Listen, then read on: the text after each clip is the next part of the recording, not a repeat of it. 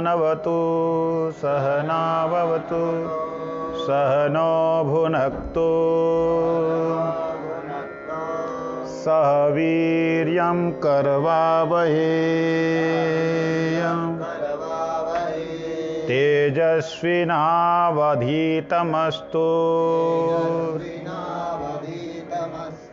मा विद्विषावहै विद्विषावहै। ओम शांति शांति शांति।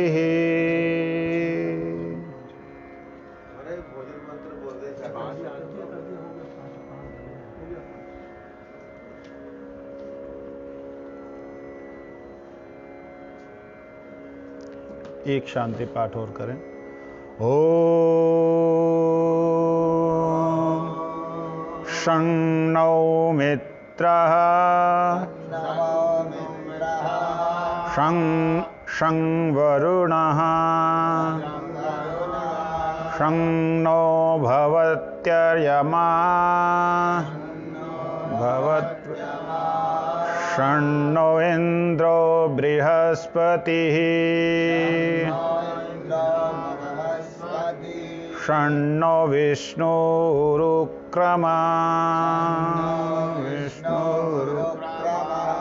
नमो ब्रह्मणे नमस्ते वायो त्वमेव प्रत्यक्षं ब्रह्मासि त्वमेव प्रत्यक्षं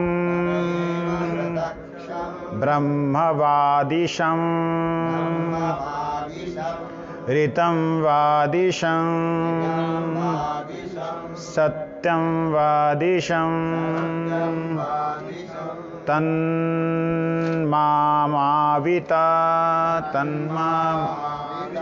तद्वक्तारम् आविता आविन्माम् आविद्वक्तारम् विद्वक्तारम्। ओम शांति शांति शांति। हम लोग जो श्रवण कर रहे हैं ये थोड़ा सा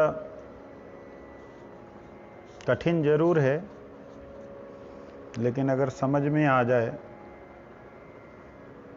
तो इसमें व्यक्ति निकल सकता है। मालूम पड़ जाए कि कील यहाँ नजर आ रही है, कांटा नजर आ रहा है ऊपर, तो इसका मतलब ऊपर से खींचना नहीं है उसको। नीचे से नजर नहीं आ रहा, अंदर घुस गया है। ऊपर से नजर आ रहा तो ऊपर से खींचें उसको, उचित नहीं है। नीचे से अंदर घुस गया है तो उसको नीचे से काट के वहीं से निकालना पड़ेगा। यही तरीका है। इसी प्रकार से हमारे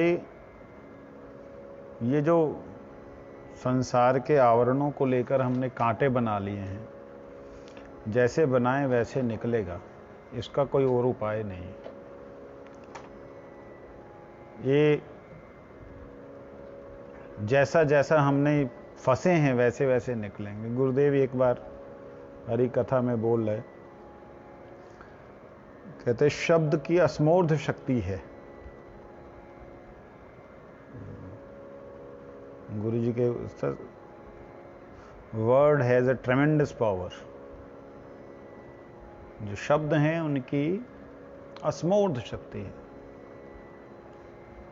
वो चाहें तो किसी को मस्तक झुका सकते हैं, वो चाहें तो कटवा सकते हैं, मतलब लोग मानने को तैयार हो जाएगा। शब्द ही है, ऐसा अद्भुत शक्ति है। और गुरुजी ने बोला, कहते कि ये शब्द ही है जो बंधन का कारण है।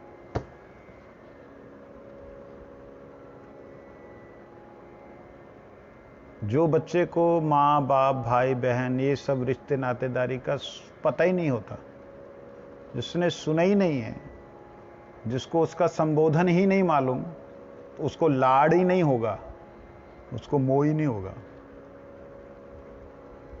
गुरु जी कहते हैं जिस प्रकार से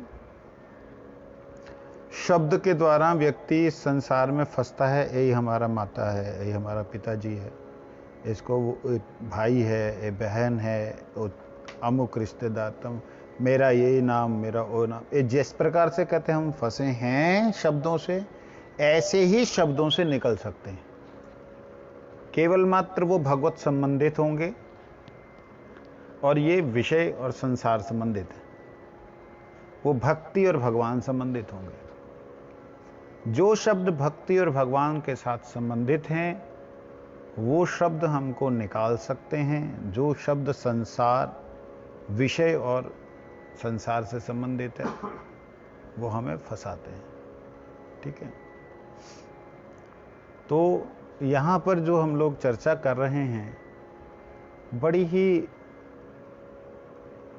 साधारण व्यक्तियों को नीरस लगने वाली कथा है, रस नहीं आने वाला इसमें, लेकिन बार बार उसी को सुनने से उसमें रस आने लगता है, उसमें अच्छा लगने लगता है। जैसे आश्रम में जो नए लोग आते हैं उन लोगों के लिए हमारे यहाँ एक सहजन की फली होती, सहजन की फली जो सांबर के अंदर डालते हैं ना,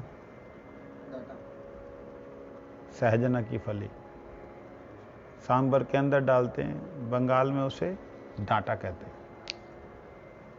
वो लकड़ी की तरह होती है। तो नए लोग होते हैं उसको कहते हैं क्या दे दिया भाई, ये बहुत फायदेमंद है, इसको आप चबा चबा के खाइए। चबा के खाइए, हम जानवर हैं क्या? शुरू शुरू में ऐसे लगता है, बंदा किसी तरीके से चूसता है तो उसके अगर लग जाता है ना तो आगे के लिए वो लेना भी पसंद नहीं करता। लेकिन उसी व्यक्ति को जब बार बार सुनने से, और एक व्यक्ति से नहीं औरों से भी सुनने से मालूम पड़ता है कि ये फायदे वाली चीज़ है, तो उसको वो अच्छे ढंग से कोशिश करता है थोड़ा सा चबाने की। फिर जब उसको मालूम पड़ता है नहीं इसके साथ सलाइवा अगर हमारा युक्त हो जाता है तो इससे हमारे शरीर में और फायदे होते हैं, तो उसको चबा चबा के, जैसे और लोग खाते हैं वैसे वो चबा चबा के उसको खाना शुरू करता है। क्योंकि शुरू शुरू में रस नहीं आता, बाद में उसी झाड़ फूस में जो है रस आने लगता है। गाय को हम लोग क्या देते हैं? भूसा। उस भूसे में क्या रस होता है ये गाय से जाके पूछो, तभी तो दूध दे रही है। दूध के अंदर वही सूखे भूसे से तो घी आ रहा है। हम निकाल लीजिए घी, हम निकाल लें, निकल आएगा घी? नहीं निकलेगा। वो चबा चबा के कैसे, पहले तो निगल लेती है, गटागट निकल लेती, बाद में उसको निकाल करके चबाती है, चबा चबा के उसका रस बनाती है, और रस जा करके फिर पेट में उसका अलग एक रूप बन जाता है। पहले तो अंदर पकाती है फिर उसको चबाती है। इसी प्रकार से कुछ एक शब्द ऐसे भूसे की तरह नीरस हैं। हाँ, हमारी इंद्रियों का एक नाम क्या है? गो। क्या है? गो। हम सब क्या हैं? हम भी गोचर हैं। जो इंद्रियों के भीतर चलने वाले हैं उन्हें गोचर कहते हैं। जो इंद्रियों में ही चरते रहते, इंद्रियों में ही घुस इधर उधर विचरण करते हैं। चर मतलब विचरण करने वाला। तो जो इंद्रियों में विचरण करता है वो गोचर है। और अगर गोचर को इस प्रकार का ज्ञान मिलता है तो उसके लिए वास्तविकता में ऐसे ही लगता है जैसे सूखा भूसा दे दिया गया हो, जिसमें रस नहीं आ रहा है।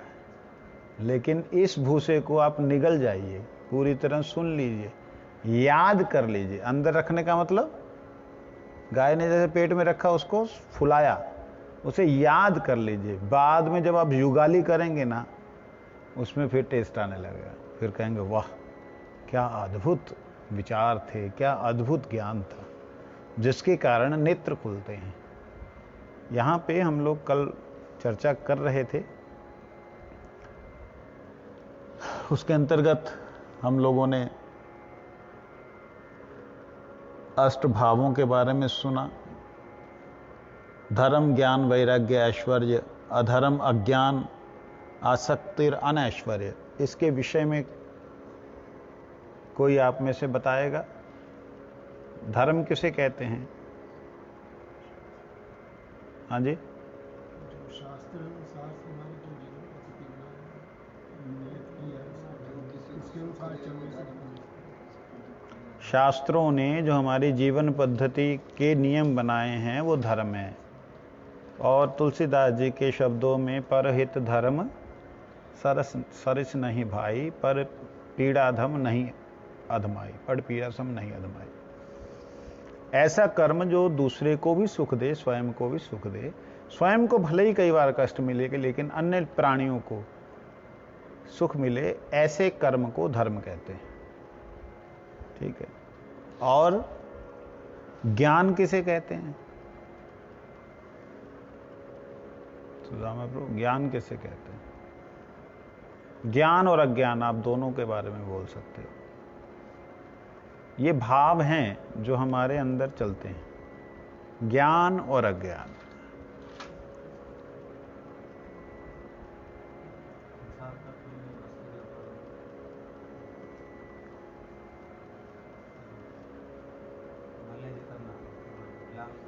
संसार की कोई भी वस्तु के ज्ञान प्राप्त करना वो ज्ञान है आपके अनुसार? अच्छा, भक्ति विनोद ठाकुर जी, शरीर के प्रति ज्ञान, हाँ बहुत सारे स्तर। नहीं, ज्ञान और अज्ञान दो शब्द हैं, दोनों ही हैं, भाव के अंदर दो भाव हैं। तो अज्ञान का मतलब है जो वस्तु नित्य नहीं है, जो वस्तु अनित्य है, दिखने में उसके बारे में बहुत कुछ जानना। ज्ञान दिखता है, ज्ञान कहा जाता है, विज्ञान कहा जाता है, लेकिन वास्तविकता में वो ज्ञान और विज्ञान नहीं है, क्योंकि वो अज्ञान में है। अज्ञान मतलब माया में है। माया के प्रति जो भी कुछ माया का है उसको जानना, समझना, भक्ति विनोद ठाकुर जी की भाषा में वो अज्ञान है। उसके लिए उन्होंने क्या बोला भक्ति विनोद ठाकुर जी ने? विद्यार जीव के करे गाधा, अविद्यार वैभव क्या है? अविद्यार जतो मायर वैभव, जीव के करे गाधा। और उसके बाद क्या है? जन्मिया मोह जनमी अनित्य, हाँ मोह जनमिया अनित्य संसारे, जीव के करे गाधा। इस संसार में जो भी वस्तु हम देख रहे हैं, वास्तविकता में उसे अगर कोई ज्ञान कहता है, कह सकता है, एक लिमिट तक वो ज्ञान है, लेकिन एक लिमिट के बाद में जब उसे वास्तव ज्ञान से अनुभव होता है तो ये अज्ञान हो जाता है। जैसे उदाहरण के लिए, मैं इस वक्त शरीर में हूं, शरीर में मेरी बीमारी हुई है, शरीर के बारे में, उस बीमारी के बारे में जानना एक तरह से ज्ञान है। लेकिन यही शरीर जब एक ऐसी अवस्था में आ जाए जिस अवस्था में मुझे और डॉक्टर सारे मना कर दें, जी अब इसका कुछ नहीं हो सकता, बस ये 24 घंटे का समय है, उस अवस्था में अगर उस जीव को ज्ञान है कि मैं तो इस शरीर को छोड़ने वाला हूं, आहा गोविंद आपकी बड़ी कृपा, मुक्ति के मार्ग की तरफ चलने वाली जितनी भी बातें हैं, मुक्ति के मार्ग पर ले जाने वाली जितनी भी बातें हैं, चलने चलाने वाली जितनी भी बातें हैं, वो सारी ज्ञान हैं। और अज्ञान है इस संसार में फंसने के लिए, इस संसार में जानने के लिए जो भी बातें हैं वो वास्तविकता में अज्ञान है। उसके बाद है वैराग्य और अवैराग्य, वैराग्य और आसक्ति, अवैराग्य, इसके बारे में बताइए।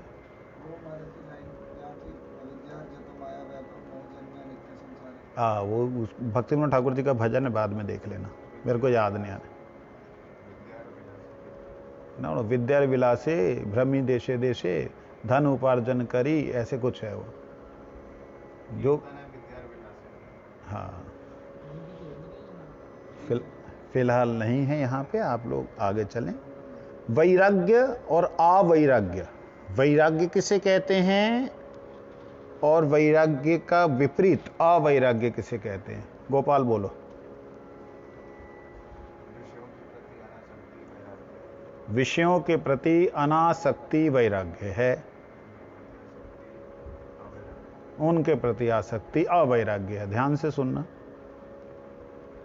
गुरुजी वैराग्य का मतलब बोलते हैं, वै मतलब वैशिष्ट, राग मतलब अनुराग। वैशिष्ट वस्तु भगवान, उनके प्रति अनुराग ही वैराग्य है। और उस वैराग्य के अंतर्गत जो जो वस्तु भगवान की सेवा के लिए उपयोगी है, उन वस्तुओं के प्रति अगर हम वैराग्य करते दिखलाई देते हैं, तो ये सारे का सारा दोष है। दोष कैसा है? श्रील श्रीधर देव गोस्वामी महाराज जी से किसी ने पूछा, आप तो बहुत बड़े वैरागी हैं, आप त्यागी हैं। उन्होंने बोला, हम त्यागी भी नहीं, हम भोगी भी नहीं। हमने भोग को भी त्याग किया और त्याग को भी त्याग किया। हम भोग को भी त्याग करके बैठा, त्याग को भी त्याग करके बैठा। कल्पना करके देखिए किधर की बात बोल रहे हैं। मतलब कृष्णासक्ति। वैराग्य का मतलब वास्तविकता में भगवान से अनुराग हो जाए, वो वैराग्य। और अवैराग्य भगवान से इतर वस्तुएं, भगवान के रिलेशन में जो तत्व नहीं है, उनके प्रति आसक्ति हो जाए या उनको छोड़ दिया जाए, ये भी अवैराग्य है। अवैराग्य मतलब वैराग ना होना। भगवान के प्रति जो वस्तुएं सेवा में लगने वाली हैं, माना जाए अन्न दाल चावल जो भी सेवा में लगने वाले हैं, उनके प्रति भी वैराग्य का भाव दिखलाना, ये अवैराग्य है। ये वैराग्य नहीं है, ये उल्टा है। इसमें एक तरह से अभिमान जग रहा है कि मैंने त्याग किया। रे किसका त्याग किया? प्रभु की सेवा में आने वाली वस्तुओं का तुमने त्याग कर दिया। तुलसी जी का सेवन छोड़ दिया, गौ माता की सेवा छोड़ दी, साधु सेवा छोड़ दी। ये क्या वैराग्य है? वैराग्य मतलब भगवान के संबंध से संबंधित जो भी वस्तुएं हैं, जो भी व्यक्ति हैं, जो भी जीव हैं, उनके साथ अनुराग होना वैराग्य है। और उनके विपरीत जो तत्व हैं, जो वस्तुएं हैं, उनके प्रति अनुराग होना अवैराग्य है। उसके बाद आता है ऐश्वर्य और अनऐश्वर्य। ऐश्वर्य का मतलब होता है लग्जरियस, भोग विलासिता। ये भाव है मन के। भोग विलासिता किसी भी तरह की है, वो भोग ही है वो तो। और भोग विलासिता से बिल्कुल हटके निष्किंचन भाव में रहना, अकिंचन भाव में रहना, जैसे रूप सनातन गोस्वामी इत्यादि का रहना, वो है अनऐश्वर्य। ऐश्वर्यों से रहित, ऐश्वर्यों के साथ में नहीं, ऐश्वर्यों से रहित। लेकिन इसमें एक और बात आती है। श्री जनक महाराज जी, उनके पास अपार ऐश्वर्य। अम्बरीश महाराज, उनके पास अपार ऐश्वर्य। प्रहलाद महाराज, ध्रुव महाराज, पृथु महाराज, बलि महाराज, अपार ऐश्वर्य। लेकिन वो परम अनैश्वर्य, किसी में भी वह आसक्त नहीं है, किसी भी ऐश्वर्य के अधीन वो नहीं है। ऐश्वर्य मतलब क्या होता है? लग्जरियस। क्या बोलते हैं उसको? विलासिता। क्या? भोग विलासिता। विलासिता, भोग विलासिता, ये समझे? ये 8 प्रकार के भाव जीव के अंदर में आते हैं। कभी कभी किसी वस्तु के लिए हम लोग वैरागी बन जाते हैं। और कभी कभी वही वस्तु के प्रति हम आसक्त बन जाते हैं।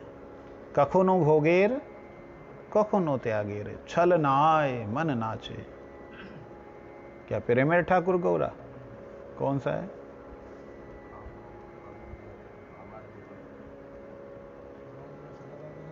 नाही कपूर ने नाना, कखनो भोगेर कखनो त्यागेर, प्रेमेर ठाकुर गौरा। कभी भोगों के प्रति कभी त्यागों के प्रति मेरे अंदर ये छल वृत्ति चलती है। ये जो वृत्ति है ये है ऐश्वर्य और अनैश्वर्य, कभी भोग और कभी त्याग, कभी वैराग्य और कभी आसक्ति, ये अंदर चलता है। अनुकूल अवस्था होगी तो वैरागी दिख रहे हैं, प्रतिकूल अवस्था होगी तो आसक्त दिख रहे हैं। ये अधर्म और धर्म हम लोगों के मन ने, ये 2-4 दिन पहले बोल रहा था गोलोकनाथ, कि हमारी ऐसी अवस्था है कि ये मन जो है ना, यही वास्तविकता में धर्म, यही वास्तविकता में नियंत्रक है एक तरह से। यही धर्म बनाता है, यही अधर्म बनाता है। मतलब जो अधर्म है उसको धर्म बोल करके ये मन ही सिद्ध करता है। कुछ गलत कर रहे हैं ना, उस गलत को सही सिद्ध करने के लिए ये मन ऐसा है, कत्ल है, फलाने महापुरुषों ने किया, हमने किया, हमारे लिए गलत हो गया, उनके लिए सही था। वो अपने आप को शिव के साथ तुलना कर लेता है, अपने आप को प्रमाथी, परमार्थी नहीं, परमाथी, बलभद्र, हाँ वो है ना।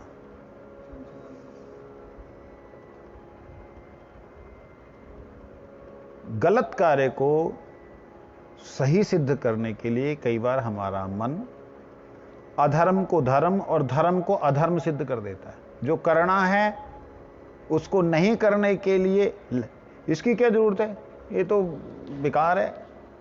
जो कार्य करना है, करणीय है, उसको अधर्म सिद्ध कर देता है, जो नहीं करनी है उसको धर्म सिद्ध कर देता है। ये हमारे मन की स्थिति है। तो ये मन के अंदर उत्पन्न होने वाले 8 प्रकार के ये भाव हैं, ठीक है। इन भावों का नियंत्रण कौन कर सकता है? इन भावों का नियंत्रण, इन भावों का नियंत्रण कर सकती है बुद्धि। बुद्धि कहां बैठी हुई है? ये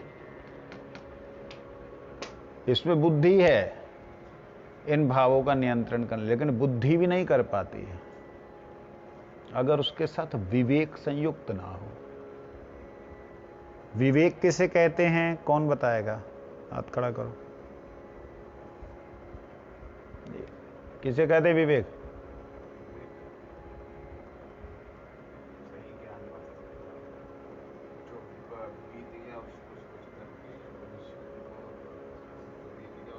ऐसे किया नहीं जाता हाथ,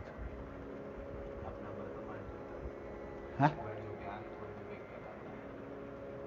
सुना ही नहीं पड़ा। आपको समझ आया सबको?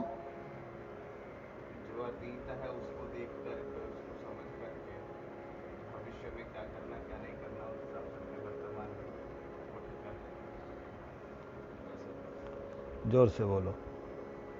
जो अपने भूत से एक्सपीरियंस लेकर के भविष्य के क्रियाकलापों को किस प्रकार से बांधना है, उसके लिए आत्मा को विचार, उसको बुद्धि को विचार देता है, उसको विवेक कहते हैं। बुद्धि के विचार करने के प्रकोष्ठ को विवेक।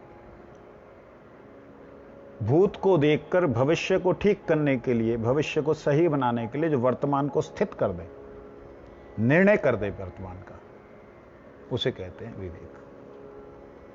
पहले पहले जो जो हुआ, जो मैंने किया था, जैसे मैंने किया था, शास्त्रों में जो लिखा है ना, भक्तिविनोद ठाकुर जी ने बोला है, इतिहास आलोचने भेव देखो निज मने, को तो आसुरिक दुराशय, इंद्रिय तर्पण सार करी को तो दुराचार, शेषे लभे मरण निश्चय।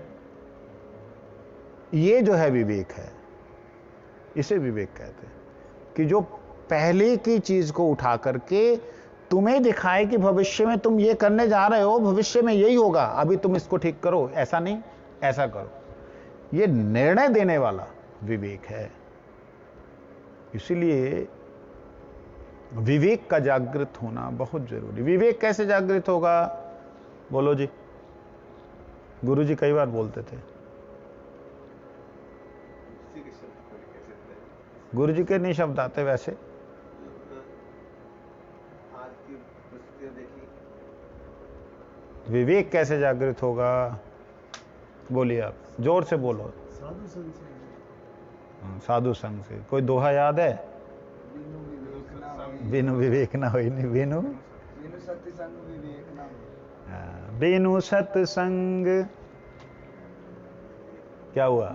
बिनु सत्संग विवेक ना होई, राम कृपा बिन सुलभ न सोई। राम सिया राम, सिया राम जय जय। बिना सत्संग के विवेक नहीं होता। अच्छा, सत्संग किसे कहते हैं? इसको मैंने कई बार विचार किया था, आज दिमाग में फिर दोबारा से आ गया। सत्संग, क्या सत्संग का मतलब साधुओं के बीच में बैठ करके कथा श्रवण करना है? साधुओं के बीच में बैठ करके कथा सुनते हुए उसको याद करना है?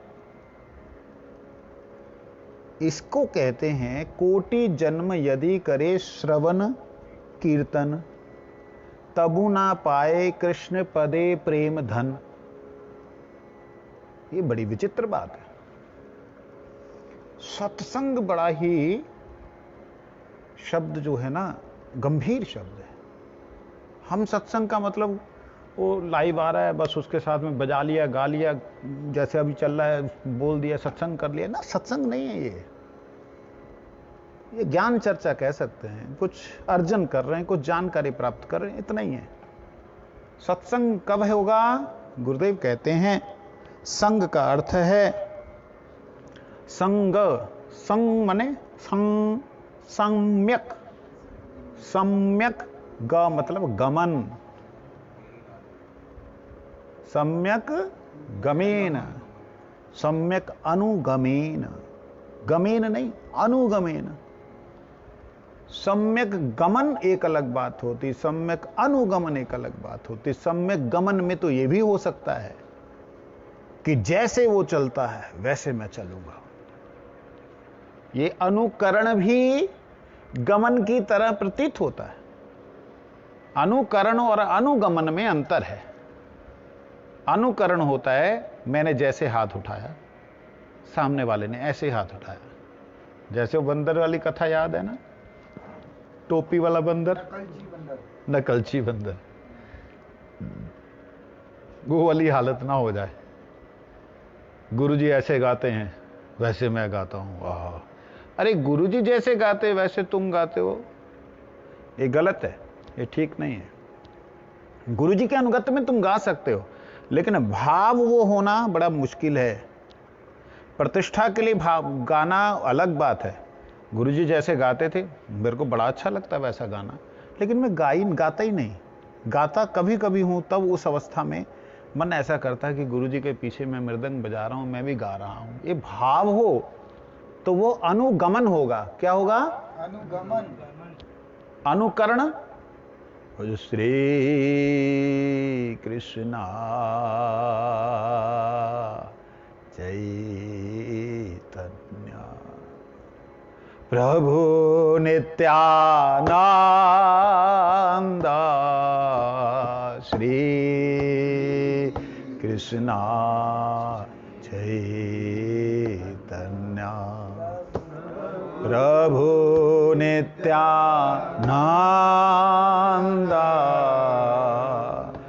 श्री अद्वैत गदाधर श्रीवासादि गौर भक्त वृंद, श्री अद्वैत गदाधर शादी गौर भक्ता वृंदा। ये अनुकरण है, बंदर की तरह नकल करना, इसे कहते अनुकरण। इससे नुकसान हो सकता है। लेकिन एक बार गुरुजी ने बोला, साधु के अनुकरण करने से भी फायदा है। मैं सामने बैठा था, कहते साधु का अनुकरण करने से भी फायदा है, लेकिन सावधान, भगवान का लीला का अनुकरण कभी नहीं करना। कथा सुनाई किसी महात्मा ने साधु के अनुकरण के ऊपर, मुझे अच्छी लगी। एक डाकू था, वो डकैती करता। उसके मन में आया कि एक राजा को किसी तरीके से राजा के अंदर ही जो है डकैती डाली जाए, चोरी की जाए तो कुछ ऐसी की जाए कि जीवन भर के लिए कंटा कटे, मरे जब मर जाए, नहीं तो फिर। ये सोच करके उसने राजा के यहाँ प्लानिंग करनी चाहिए। और राजा अपनी पत्नी से बात करता है कि देखो, इस संसार में अपने पास में तो कोई संतान और है नहीं, एक बेटी ही है, बेटा तो है ही नहीं। तो कोई ऐसा व्यक्ति मिले निस्वार्थी हो, जिसके जीवन में कोई स्वार्थ ना हो, त्यागी हो, ऐसा त्यागी हो जिसको कोई लोभ लालच ना हो, उससे अपनी बेटी की विवाह करके उसको घर में जमाई बना लेंगे। ये सुनता है तो पत्नी कहती, महाराज यहीं तो पास में तपोवन है, आप अगर कहें तो हम चलें, जाके बात करते हैं। अब इसके मन में है तपोवन में मैं ही पहुंच जाऊं साधु बन करके। डकैत तो था ही, बाल साधुओं की तरह इसने भी वो उसकी गोंद लगा करके ना, क्या नाम आपका, ये वट वृक्ष की गोंद लगा के उसने भी जटा सी बना ली और बिल्कुल साधुओं के वेश बना करके साधुओं के बीच में जाकर चला गया। साधु बैठे हैं, पेड़ के नीचे बैठे हैं, कोई किधर बैठा, कोई कुटिया के सामने बैठा है, ध्यान कर रहे हैं, सूखे हुए हैं, बस यही थोड़ा सा फ्रेश दिख रहा है, बाकी सारे सूखे हुए दिख रहे हैं। तो पहले ऋषि के पास में गए राजा, प्रणाम किया। ऋषियों ने जवाब नहीं दिया। हे महात्मन, मैं आपके इस देश का राजा, अपनी एकलौती बेटी की शादी के लिए आया हूं, आप कृपा करें। उन्होंने कोई जवाब नहीं दिया। बड़ी देर बैठे रहे, बहुत देर तक बैठे रहे, मानो उन्होंने आधा दिन वहीं बिता दिया। साधु को दया आ गई, नेत्र खोले, हे राजन, मैं आपकी तरह राजा था, अमुक देश का राजा था, उसे छोड़ करके आया हूं, मुझे कहां तुम फंसाना चाहते हो। प्रणाम किया, चल दिया। उसको लगा यार कमाल है, राजा था यार, छोड़ के आया ये तो। उसके मन में चिंतन चलने लग गया कि राजा छोड़ना चाहता है, छोड़ के आया, और वो राजा देना चाहता है, आखिर है क्या। अच्छा, उसके बाद ये महात्माओं का एक रूटीन था कि थोड़ा सत्संग करते थे, अपने अपने अनुभवों को शेयर करते थे। एक समय था, उस समय में ये भी बैठा हुआ है, वो सत्संग का अनुभव हुआ, विवेक जगा इसका। सत्संग कर रहे महात्मा, कहते आज एक आया था राजा अपने इस देश का, ऐसा ऐसा बोल रहा था। सब महात्मा हंसने लगे। देखो कैसे लोग मूर्ख हैं, जो वैराग्यवान हैं उसको भोग मिल रहे हैं, और जो भोगी हैं वो वैरागी बन रहे हैं। मतलब उल्टा हो रहा है, मतलब जो भोगी है उसके पास कुछ नहीं है, और जो वैरागी उसको सब कुछ मिल रहा है। कहते कलयुग आने वाला है, और सुन वो भी रहा है। अगले दिन फिर वो आए राजा, आकर के फिर दोबारा से प्रार्थना करने लगे। दूसरे महात्मा के पास जाकर, जो जो जौवन हैं उनके पास ही, जवानों के पास जा रहे। मैं अमुक राजा, हे महात्मन आप अपना जप पूजन कर लीजिए, मैं आपके चरणों में निवेदन करने आया हूं, मेरी एक ही कन्या फलाना ठिकाना। तो उस महात्मा ने थोड़ी देर इंतजार किया और आंखें खोली, कहते तुम क्यों अपना समय बर्बाद करते हो, यहाँ सब महात्मा लोग हैं, सिद्ध महापुरुष लोग हैं, और कहीं जाओ। कहते नहीं महाराज, सब विषय भोगों में लिप्त होना चाहते हैं, मैं ऐसे को देना चाहता हूं जो कि विषयों को संभाले तो जरूर, लेकिन विषय भोगी ना हो, महायोगी हो। अब उसके मन में जो तीसरे जो बैठा हुआ है, अब तक तो उसके मन में आ रहा था कि आ जाए मेरे पास, आ जाए मेरे पास, मैं तैयार हो जाऊं। अगले दिन उसके पास ही पहुंच गए। अब वो सोच रहा है कि अगर मैंने पहले ही बार में बोल दिया कि हाँ मैं तैयार हूं तो मैं पकड़ा जाऊंगा। बैठा हुआ है, बड़ी देर तक बैठा हुआ है। राजा अपने राज्य के दुख से,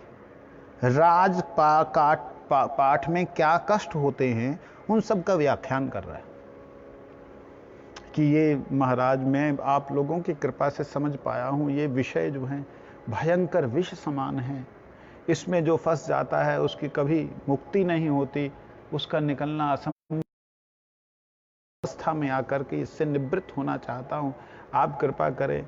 ऐसे करके वो एक तरह से उसको सत्संग ही मिल रहा है। अब उसके मन में आता कि कमाल है, इतना कष्ट है उसके अंदर, मैं तो सोचता था बड़ा आनंद है। बैठा रह जाता है, उनको लगता है कि इसका ध्यान अभी लंबा चल रहा है, कल को फिर आएंगे। इतने में अगले दिन फिर आते हैं, जब अगले दिन आते हैं तब तक 4 दिन बीत चुके होते हैं, इतना लंबा समय सत्संग में, और साधु ऐसे जो निवृत्त हैं, साधु वैराग्यवान हैं, उनके बीच में बैठे हो इसका विवेक जग जाता है। इसको भी ध्यान में आता है कि बड़े बड़े असुर हुए थे, उन सब का ध्यान आता है, ऐसे किन के पास कमी थी वैभवों की, फिर भी वो भोगों के पीछे ऐसे थे जैसे। जगने के बाद कहता है, हे राजन आप जिसके पास आए हो एक डाकू है, मैं आया था तुम्हारे घर में ही चोरी करने के लिए, लेकिन इसी दृष्टि से मैं आया था साधुओं के बीच में बैठ करके कि मैं जो है तुम्हारी बेटी से शादी करूंगा और मैं तुम्हारा सारे राजपाट को संभालूंगा, लेकिन अब समझ में आ गया है, अब मैं विवाह नहीं करूंगा। तो इस प्रकार से साधु संग का मतलब होता है जब व्यक्ति केवल सुनता नहीं, समझता नहीं, बोलता नहीं, उसका अनुगमन करता है। लेकिन इसने अनुगमन नहीं किया, इसने अनुकरण किया। अनुकरण साधु का करने से लाभ है, लेकिन अनुकरण का मतलब प्रतिष्ठा, लाभ, पूजा के लिए नहीं। अनुकरण मतलब आप साधुओं के बीच में रह रहे हो, साधुओं की तरह उठ रहे हो, बैठ रहे हो, खा रहे हो, साधुओं की तरह व्यवहार, जो भी कथा कीर्तन अटेंड कर रहे हो, करते करते करते करते एक दिन साधु की वृत्ति जग जाएगी और जीवन साधुमय हो जाएगा। ये है अनुकरण। जो मैं कर रहा था ये अनुगमन और अनुकरण उभय है, और जो मैं कर रहा था पहले गुरु जी का जो कीर्तन, वो पूरी तरह बंदर की तरह नकल थी, वो ठीक नहीं। कभी कभी वो अच्छा लगता है जब कोई एकांत हो, 2-4 ऐसे हों जो कि गुरु जी के पीछे गाने की इच्छा कर रहे हैं, तो वो अलग बात है। और वैसे आजकल तो बड़ा सुविधा हो गई है, कैसेट चलाओ, कुछ ऐसा चलाओ, रिकॉर्डिंग, गुरु जी की आवाज़ को ऊंचा कर लो और पीछे मृदंगे बजाओ, करताल बजाओ, सब कुछ करो, सुविधा है। तो जब हम लोग सत्संग करते हैं, सम्यक अनुगमन करते हैं, सम्यक अनुगमन का देवहूति जी को कपिल भगवान ने एक श्लोक बोला था। क्या था वो? शतांग प्रसंगान मम वीर्ज संविदो भवंती हृत कर्ण रसायन कथा तज्जोषणा अपवर्ग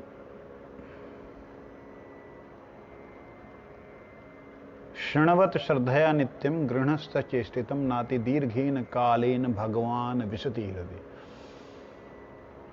शृण्वत श्रद्धया नित्यम। नित्यम का मतलब क्या होता है? हाँ जी, नित्यम हर समय जो धारा की तरह तैल धारावत। बहुत अच्छा। अविरल, निरंतर। हरि कथा सुनो। कैसे सुन सकते हैं? अगली लाइन में, अगले शब्दों में ये बात कह दी, कैसे सुन सकते हैं? गृहण सचेष्टितम, ग्रहण करने की चेष्टा नहीं, सचेष्टितम, सम्यक रूप से जब चेष्टा करेंगे तो वो निरंतर सुनना हो जाएगा। सम्यक क्या होता है? सम्यक रूप से कैसे? पूर्ण रूप से। सम्यक मतलब सम्यक पूर्ण अर्थ, पूर्ण रूप से। जैसा हमें भगवान बनाना चाहते हैं वैसा ग्रहण करने की चेष्टा युक्त होना। जैसे उदाहरण के लिए वाक्य वेग, मनोवेग, जिह्वा वेग, उदर वेग, उपस्थ वेग इत्यादि जो वेगों के बारे में बात की गई है, रूप गोस्वामी पाद ने जो की है, उन वेगों को सुनने के बाद उन वेगों को कंट्रोल करने का भी अभ्यास करे अगर कोई व्यक्ति, तब है सचेष्टितम।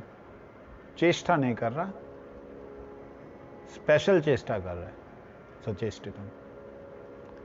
नाति दीर्घे न काले न भगवान विषय, ज्यादा समय नहीं लगे, भगवान हृदय में विराजमान हो जाएंगे। भगवान हृदय में विराजमान जब होते हैं तब कुछ एक लक्षण उत्पन्न होते हैं। वो लक्षण क्या है? वो लक्षण है, हमें वैष्णव दर्शन होता है। वैष्णव दर्शन तो हमें कितनी बार हो गया? 1000 बार हो गया। हमको तो वैष्णव नजर नहीं आया। वैष्णव दर्शन वैष्णव लब्धा नहीं, ये वैष्णव दर्शन नहीं हुआ।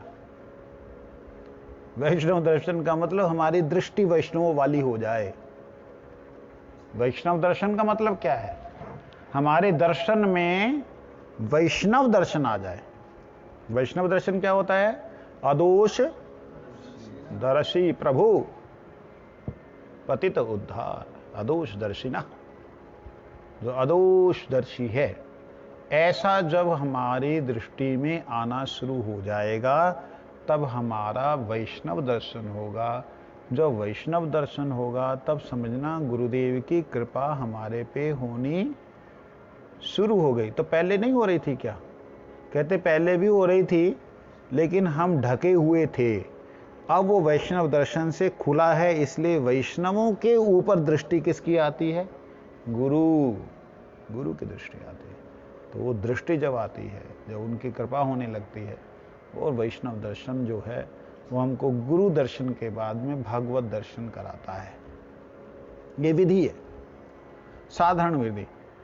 भक्त, गुरु, भगवान, गुरु, भक्त, भगवान।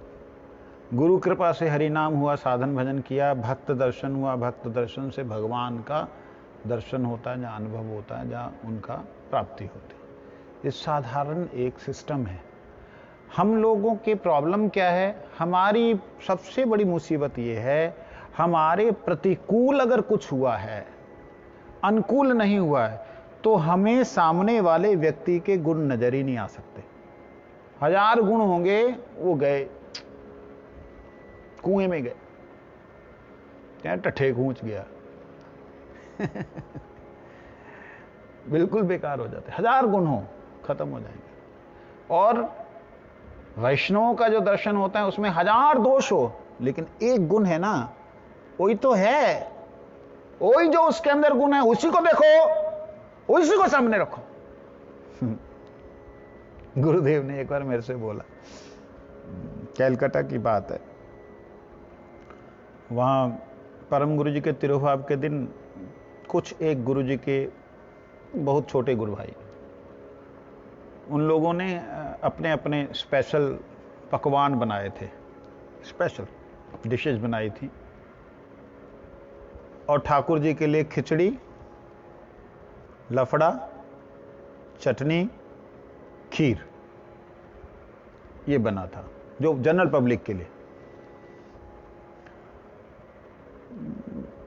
हम, मैं तो आलसी, प्रवेशन थोड़ा करके जाके सो गया।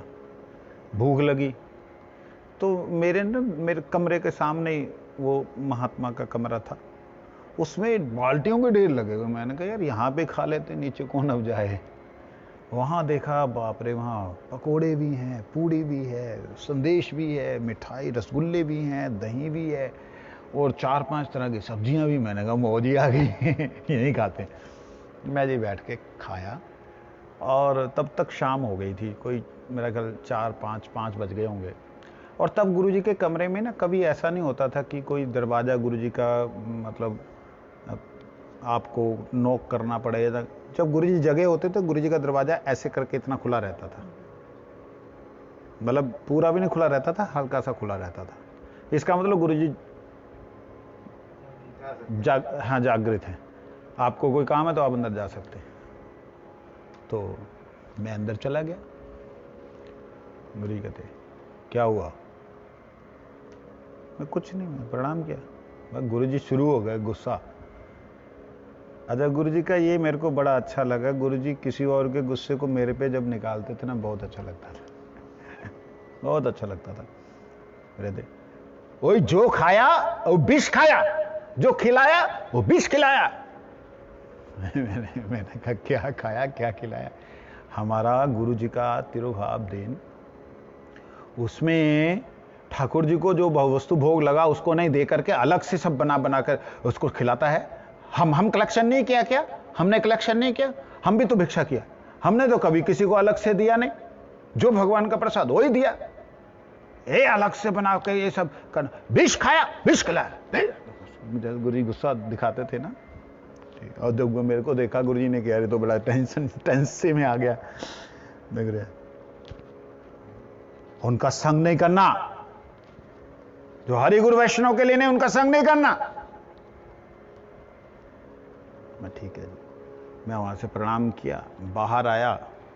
मेरे को प्रभु जी उस दिन मेरे जीवन का एक ऐसा दिन था, अद्भुत दिन था, एक अद्भुत नजारा था वो, कि मेरे अलावा कोई और वैष्णव दिख ही नहीं रहा था। है? हाँ, वही मैं बता रहा हूं। मेरे अलावा मेरे को कोई वैष्णव नजर ही नहीं, मतलब हर किसी में, गुरु वर्गों में, कि इनको तो भूख खाने में फलानी चीज चाहिए, ले इनको तो पनीर चाहिए, इनको फलाना चाहिए, इनके मतलब हर किसी के अंदर मेरे को दोष नजर आने लगा, एक्सेप्ट मी, मेरे को छोड़ के। मैंने अंधा हो गया, अंधा बिल्कुल भूत हो गया मैं। और अगले दिन मैं सुबह सुबह गुरुजी के पास गया, प्रणाम किया। गुरुजी कहते क्या हुआ? मैं कहा महाराज जी मेरे को कुछ नजर नहीं आ रहा है, मेरा बिल्कुल मैं अंधा हो गया हूं, मेरे को सब में दोष नजर आ रहा है। गुरुजी बड़े प्यार से मुस्कुराए। वो मुस्कान मैं एक्ट नहीं कर सकता, बट वो अद्भुत मुस्कान थी। कहते यही तो बद्ध जीव का लक्षण है। मुस्कुराए। मेरा रोना छूट रहा था, मैं मुस्कुराऊं कैसे? मैंने कहा लेकिन मेरे ऐसी हालत है। तो देखो यही संसार में, यही भगवान के संसार में कोई भी ना, भगवान के संसार में, उनका सृष्ट प्राणी में कोई भी ऐसा नहीं है जिसका कोई गुण ना हो। जिसका जो गुण है उसको सामने रखो, उसी का सम्मान करो। अब बात तो देखिए बड़ी भयंकर समझने वाली बात थी। ठीक है, मैं वहीं पे था गुरुजी के साथ में। 2-4 दिन बाद एक और मेरे को ऐसी कोई दृष्टिगत हुई कोई बात। मैं गुरुजी से कभी निंदा नहीं की किसी की, अपनी निंदा के अलावा मैंने कभी किसी की निंदा नहीं की। ये मेरे गुरुजी की मेरे पे विशेष कृपा है। तो मैं गया, मैंने जाके बोला गुरु महाराज जी, वो लोग ना, मैं छोटा था तो मेरे को ऐसा अपना प्रसाद दे देते थे। अब हर किसी का प्रसाद मेरे से खाया तो जाता नहीं था, तो लेकिन ले भगवान खा बचा हुआ है, दे दिया। ठीक है। अब मिठाई मेरे को अच्छी लगती थी तब वो मिठाई दे देते थे। अब मैं नहीं प्रभु जी, मैंने क्या हुआ कल, नहीं मैंने नहीं। अब मैं मना करूं कैसे करूं? उन्होंने मेरे को कुछ बोला गलत करने के लिए, कुछ लेटर लूटर लिखने के लिए किसी के लिए। तो मैंने गुरुजी को बोला महाराज जी मैं क्या करूं ऐसी सिचुएशन में? मेरे से तो होता नहीं, और मतलब गुरुजी को मालूम मेरा क्या हालत है, मेरे को गुस्सा आ जाता है। तो गुरुजी ने मेरे को 2 इंस्ट्रक्शन दी। उनका निंदा नहीं करना, एक झगड़ा नहीं करना। तो निंदा नहीं करना और झगड़ा, 89 की बात है, झगड़ा नहीं करना। अब ये 2 बातें गुरुजी ने बोल दी। वो 2 बातें 2003 के बाद मेरे जीवन में उतरी। इतने 89 से 2003 कितने साल हो गए। उसके बीच में बहुत अभ्यास रहा, कोशिश की, मतलब वो डेवलप एकदम कठोर जाके स्थिर वहां पे हुई। अब दुनिया के 1000 आदमी 1000 तरह की गलती करते रहे, अगर एक भी गुण उसमें है तो है ही है, मेरे को नजर नहीं आ रहा, उस गुण के कारण मैं उससे वार्तालाप करता हूं, तो मेरे अगल बगल वाले सोच सकते हैं कि इतने दोषी के साथ में क्यों वार्तालाप कर रहा है। वो एक अलग चीज है, एक अलग दिमाग बन चुका है। तो कहने का अभिप्राय, हम लोगों का जो दिमाग है वो कुछ इस प्रकार का है कि जहां पे हमारे अनुकूल नहीं है, जो अनुकूल नहीं हुआ है, वहां पर गलत को भी हम करने में सही साबित करते हैं। हम वहां धर्म को भी अधर्म बता देते और अधर्म को भी धर्म बता देते, ऐसे को तैसे ही होना चाहिए। जो सत्य है वो एज इट इज है, उसे नहीं बदला जा सकता। इसलिए बुद्धि में ये विवेक आना बिना सत्संग के नहीं होता, और ये विवेक तब आता है जब इसको हम लोग ग्रहण करने की कोशिश करें। ग्रहण करने की कोशिश तब होती जब ये हमारे स्मरण रहे। स्मरण तब रहता है जब हम इसको अपने दिमाग में नोट कर लें, नोट करके उसको व्याख्यान में लाएं। वंशा कल्पतरुष कृपा सिंधु पतितान। आज श्लोक नहीं पढ़ा था। पंच श्रोतो अम्बु पंच अन्य उग्र वक्र पंच प्राणोर्मी पंच बुद्धयादि मूलम पंचावरता पंच दुखोघम वेगा पंच दश भेदा पंच परवामधीम। वंशा कल्पतरुष कृपा सिंधु पतितानां पावन वैष्णव।